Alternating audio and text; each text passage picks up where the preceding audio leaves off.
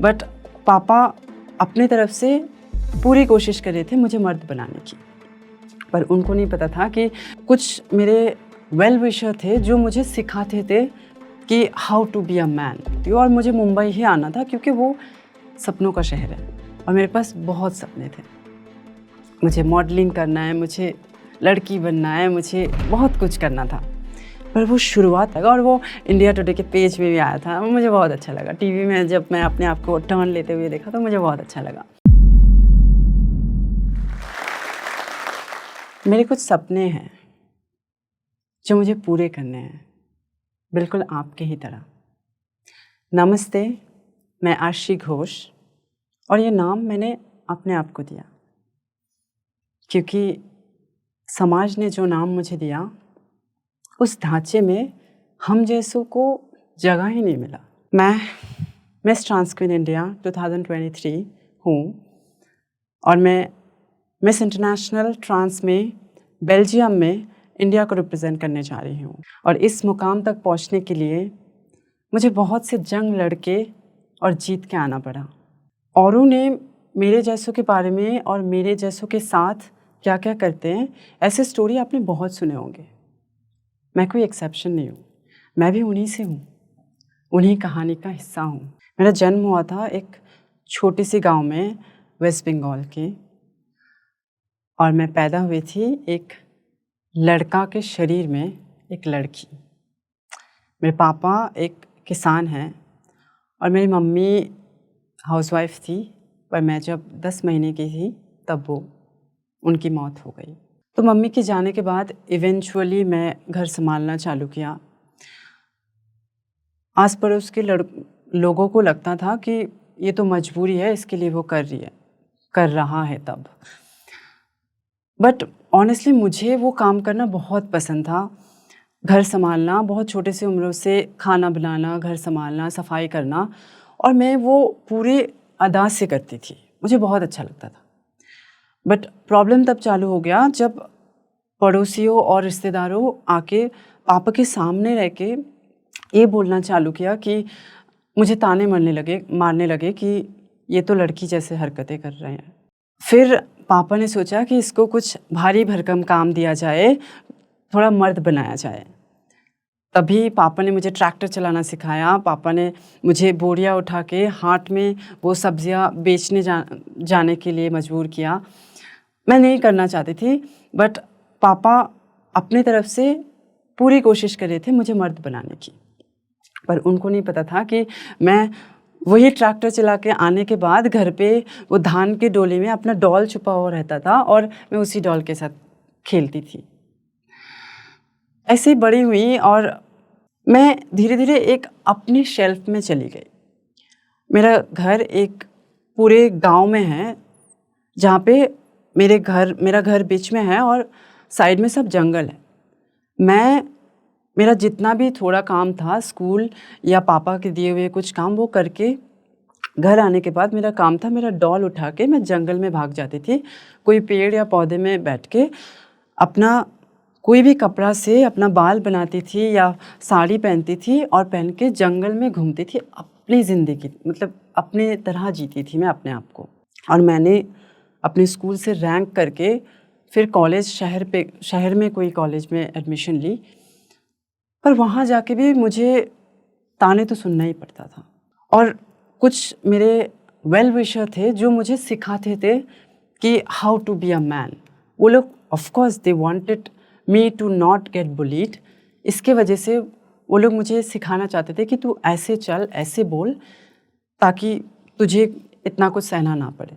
और उस समय मेरा सेल्फ रियलाइजेशन भी चालू हो गया था। मैं अपने आप को ढूंढ रही थी अपने आप के अंदर। मुझे लगा था शायद मैं ये हूँ, शायद मैं बाय हूँ, शायद मैं गे हूँ। बट एक टाइम के बाद मैं पूरी तरह टूट गई थी। मुझे कुछ समझ में नहीं आ रहा था और मैं अपने आप को मारने की कोशिश कर रही थी। मुझे लग रहा था मैं तो बनी ही नहीं हूँ इस दुनिया के लिए, क्योंकि ये जगह तो मेरे लिए है ही नहीं। ये समाज तो मुझे एक्सेप्ट ही नहीं कर पा रहा है। मैं तो पूरा दिन रात सिर्फ एक्टिंग कर रही हूँ, किसी और का चेहरा में नकल कर रही हूँ। मैं देखती थी कोई लड़का कैसे बिहेव करता है और मैं उसके तरह बिहेव करने के चलने की कोशिश करती थी, पर वो मैं नहीं हूँ। उसके बाद मैंने बहुत कोशिश की और मैं अपनी ज़िंदगी के पर्पस ढूंढने की कोशिश की। और जब मुझे वो मिल गया कि सिर्फ जेंडर की वजह से, सिर्फ मेरा पहचान की वजह से मैं अपने आप को ख़त्म क्यों करूं? ये पहचान मेरे लिए स्ट्रेंथ है। क्यों ना मैं इसी को स्ट्रेंथ बना के ज़िंदगी में कुछ कर दिखाऊं। जो मेरा पर्पस है उसको पूरी करूं, जो मेरे सपने हैं उसको पूरी करूं। तब मैंने डिसाइड किया कि मुझे यहाँ से बाहर निकालना है। मैं बहुत ब्राइट स्टूडेंट थी। मैं अप्लाइड ज्योग्राफी में मास्टर्स कर चुकी हूँ। मुझे प्रोफेसर बनना था, पर मुझे लगा कि मैं कितनी भी बड़ी प्रोफेसर बन जाऊँ, मैं कितना भी बड़ा साइंटिस्ट बन जाऊँ, बट अगर मैं अपने आप को नहीं ढूंढ पाऊँ, मैं अपने तरीके से ना जी पाऊँ, तो क्या फ़ायदा? ज़िंदगी तो एक ही बार आते हैं। फिर मैंने बहुत रिसर्च किया। बहुत रिसर्च करने के बाद मुझे कुछ रास्ता मिले कि मैं यहाँ से बाहर जाके मुंबई में जाके मैं कुछ कर सकती हूँ। और मुझे मुंबई ही आना था क्योंकि वो सपनों का शहर है और मेरे पास बहुत सपने थे। मुझे मॉडलिंग करना है, मुझे लड़की बनना है, मुझे बहुत कुछ करना था। पर वो शुरुआत का स्टेप बहुत हार्ड होता है। मुझे पता नहीं था कि शुरू कहाँ से करूँ। एक गांव का एक छोटा सा बच्चा जो अभी अभी शहर में आया है, बॉयज़ हॉस्टल में रह रहे हैं, उसको दुनिया के बारे में कुछ नहीं पता। उसको बंगाली के सिवा कोई और लैंग्वेज बोलना भी नहीं आता है। मैं मुंबई आई, अकेले मेकअप स्कूल ढूंढी। मुझे हिंदी बोलना नहीं आता था। मुझे यहाँ का चाल चलन, खाना, बोलना सब कुछ अलग लगता था। मुझे लगता था मैं कोई फॉरेन कंट्री में हूँ। बट मैंने हिम्मत नहीं हारी। थैंकफुली मैं अप्लाइड ज्योग्राफी पढ़ी थी और मुझे मैप मेकिंग और ये सब बहुत अच्छे से आता था। तो मैं एक नए जगह पे आके भी मैप की सहायता से सब कुछ कर लिया। मैंने मेकअप स्कूल ढूंढा और मेकअप सीख के मैं फिल्म एंड फैशन इंडस्ट्री में काम करना चालू किया। और फिर काम करते करते एक टाइम पे ऐसा हो गया था कि मैं ना खो चुकी थी। मतलब मैं उस दुनिया में खो चुकी थी। मैं तभी भी अपना ट्रांजिशन चालू नहीं किया। और फिर मैं जिस फर्म में काम करती थी वहाँ पे 2 लड़के थे जो मुझे कभी कभी आके बोलते थे मर्द बन, just to tap me here and मर्द बन। और तब मुझे रियलाइज़ हुआ, मुझे अपने सपनों की याद आई, मुझे तो मर्द बनना ही नहीं है। और तब से मैंने अपना जर्नी चालू किया। मैंने बहुत रिसर्च किया। फिर मुझे कुछ राह मिला। मैं डॉक्टर के पास गई, साइकेट्रिस्ट के पास गई और मैंने अपना जर्नी चालू किया, ट्रांजिशन की। उसके बाद 3 इयर्स के बाद मेरी सर्जरी हुई और मैं ये पूरा सब कुछ अपने हाथों से किया। I am so thankful to those जो भी कैसे भी मेरे सपोर्ट में थे। मेरे पापा, मेरे फैमिली मुझे बहुत प्यार करते हैं, बट वो फिज़िकली प्रेजेंट नहीं हो सकता और एक्टिवली सपोर्ट नहीं कर सकते, ना फाइनेंशियली और ना ही फिज़िकली आके, क्योंकि मुंबई में आके वो लोग मुझे कैसे भी हेल्प नहीं कर सकते, क्योंकि ना उनको बोलना आएगा वैसे, मतलब ना उनको हिंदी आती है, ना वो इसके साथ मतलब यूज्ड टू है। और 19 साल की उम्र में जब मुझे सेक्स रीअसाइनमेंट सर्जरी के बारे में पता चला, मुझे इस जंग के मैदान में एक उम्मीद की किरण मिली। मैं अपने आप को फिर से एक मुट्ठी में समेट के मुंबई चली आई। जब मेरी सर्जरी हुई, सर्जरी के बाद मुझे जब होश आया, मेरे शरीर में बहुत पेन हो रहा था, बट मेरे दिल में एक सुकून था, अपने सपनों से मिलने का सुकून। वो मेरी पहली जीत थी। मैं खुद से मोहब्बत करने लगी थी। मैंने सोचा था कि आफ्टर सर्जरी तो ज़िंदगी बहुत आसान हो जाएगी, पर ये एक बहुत बड़ी चीज़ होती है। तो हार्मोन, हमारा जो हार्मोनल डोज होता है वो सर्जरी के टाइम पे स्टॉप किया दिया जाता है और उसके बाद फिर से चालू किया जाता है। तो ऐसी प्रोसेस में मेरा हार्मोनल इम्बैलेंस भी थोड़ा हो गया था और कुछ कॉम्प्लिकेशंस आ गए थे मेरी बॉडी पे, जिसके वजह से मेरा इमोशनल इम्बैलेंस आने लग गया और मैं बहुत वल्नरेबल होने लगी और सेम टाइम पे I had a bad breakup.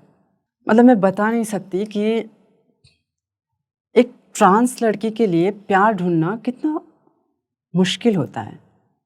Honestly हम बड़े ऐसे होते हैं कि हमको जो एक्सेप्टेंस और जो जो वैल्यू चाहिए होता है वो हमें मिलता नहीं है, तो हम उस चीज़ को क्रेव करते हैं। ऑफ कोर्स कोई कोई प्रिविलेज्ड है, बहुत अच्छी बात है, बट हर कोई प्रिविलेज्ड नहीं होता। हमको वो प्यार, वो एक्सेप्टेंस नहीं मिलता है लाइफ में, जिसके वजह से हम कहीं ना कहीं वो ढूंढते हैं और वो लड़कों में ढूंढते हैं कि वो प्यार मुझे दे, जिसका फ़ायदा आज की ये दुनिया बहुत अच्छे से उठाना जानते हैं, क्योंकि हम बहुत ज़्यादा सेंसिटिव है, हम हॉर्मोन्स पे रहते हैं, हम बहुत इमोशनल हैं। और उस ब्रेकअप ने मेरी ज़िंदगी बदल दी। मुझे एक बार फिर से ज़ीरो से स्टार्ट करना पड़ा।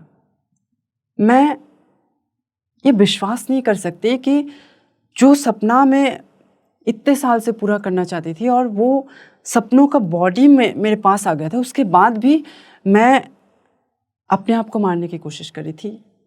और तब मुझे रियलाइज़ हुआ कि अब बस, अब सिर्फ अपने लिए जीना है, अपने सपनों के लिए जीना है। मैं यहाँ तक आई हूँ इसके लिए नहीं कि मुझे किसी और से कुछ चाहिए। मैं यहाँ तक आई हूँ खुद के दम से, और मुझे खुद के लिए करना है और लोगों के लिए करना है, इंसान के लिए करना है। मुझे मांगना नहीं है किसी से प्यार, मैं प्यार बांट सकती हूँ।